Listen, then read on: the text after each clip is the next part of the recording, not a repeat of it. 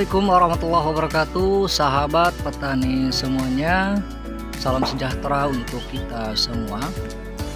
Di video kali ini kita akan berbagi informasi dan mereview tanaman timun yang berusia sekitar 30-35 hari ya. Saat ini bisa sahabat petani lihat, cuaca sedang berada di musim kemarau. Jadi pertumbuhan untuk mentimun di usia 30-35 hari ini memang sedikit lambat dari biasanya ya, karena kita perlu banyak air yang harus kita siramkan ke mentimun ini. Jika kita lihat, ini adalah persawahan yang ada di bawahnya atau lebih rendah dari tanaman mentimun ini juga mengalami kekeringan, sehingga tanaman-tanaman yang ada juga tidak tumbuh seperti biasanya ya. Sejauh ini untuk tanaman mentimun yang kita miliki alhamdulillah masih tetap normal, tidak ada kendala. Untuk itu kita akan coba mereview bagaimana agar tanaman mentimun ini tetap tumbuh baik. Lalu kemudian apa saja penyakit yang kemungkinan menyerang pada usia 30-35 hari. Ikuti terus channel ini, jangan lupa untuk tekan tombol subscribe agar kami semangat untuk memberikan informasi lainnya. Di musim kemarau ini saya melakukan penyiraman sebanyak 1 kali dalam 2 hari di sore harinya. Ini untuk memastikan agar tanah yang ada ini tidak terlalu kering ya. Karena kita tahu sendiri kalau tanahnya terlalu kering ini tidak baik, juga kalau terlalu basah juga tidak baik.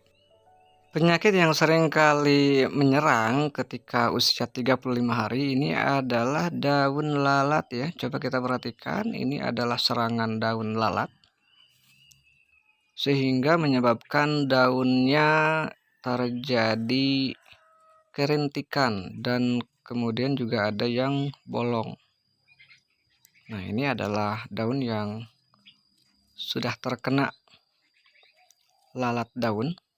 Teman-teman juga bisa melakukan pengecekan di ujung atau di pucuk daunnya, ini akan ada lalat yang tersembunyi ya, seperti ini. Ini lalatnya.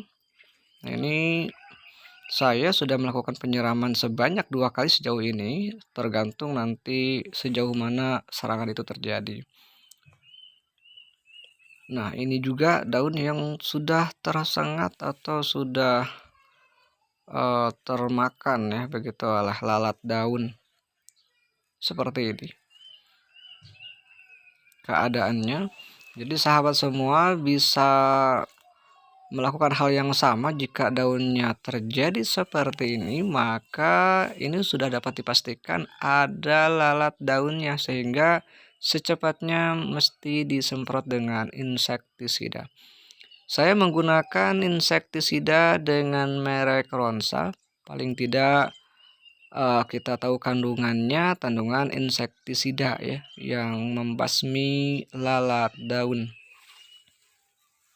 Sejauh ini saya telah melakukan penyemprotan sebanyak 2 kali,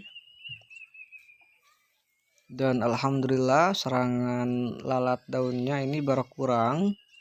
Akan tetapi kita juga harus memastikan, karena biasanya lalat daunnya ini bersembunyi di pucuk daunnya, sehingga kita lakukan penyemprotan ulang yang kita fokuskan ke pucuk daunnya langsung ya. Nah, ini dia, jadi lalatnya masih tetap hidup meskipun kita sudah melakukan penyemprotan di malam hari atau di sore harinya. Nah, ini juga dapat kita pastikan kalau ada kotorannya di atas dedaunan, maka di atasnya pasti ada lalat yang bersembunyi. Oleh karena itu, untuk memberikan obat insektisida dipastikan kita berikan kepada pucuk daunnya, karena ini biasanya lalat daun ada di bagian pucuknya. Ini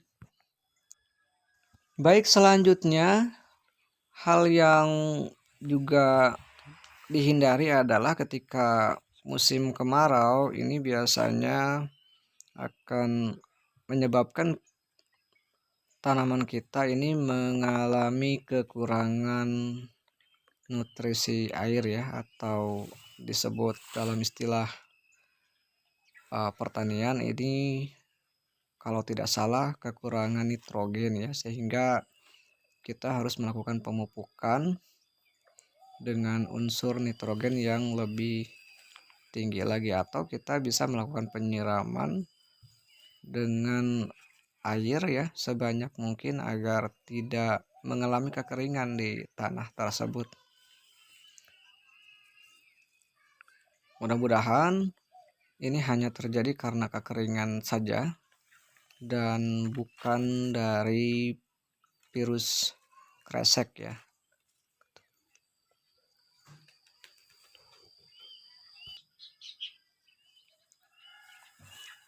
Sejauh ini alhamdulillah tanaman mentimunnya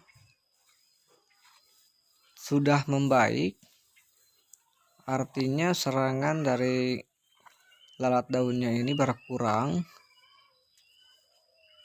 Tetapi perlu sahabat petani semua ketahui, bukan hanya di lalat daun pada usia 30-35 hari ini, biasanya juga ada serangan hama yang bentuknya ini kecil yang berwarna kuning ya. Ini namanya saya tidak tahu, mohon maaf ya teman-teman. Namun saya akan coba videokan saja jenisnya.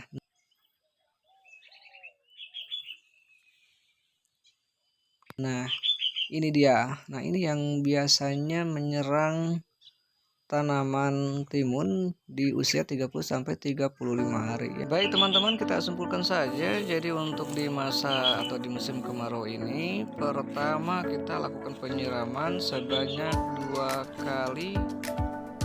Mohon maaf, 1 kali dalam 2 hari maksudnya, untuk memastikan kadar air yang ada di dalam tanah agar tidak terjadi kekeringan. Kemudian kita lakukan penyemprotan apabila ada serangan hama ya, pertama lalat daun, lalu kemudian hama kuning ya seperti ini gitu. Baik, terima kasih teman-teman semua, sahabat petani semuanya. Itu saja video kali ini. Semoga pengalaman saya ini bisa bermanfaat untuk diterapkan di lahan pertanian sahabat petani semua. Kurang lebihnya mohon maaf. Assalamualaikum warahmatullahi wabarakatuh.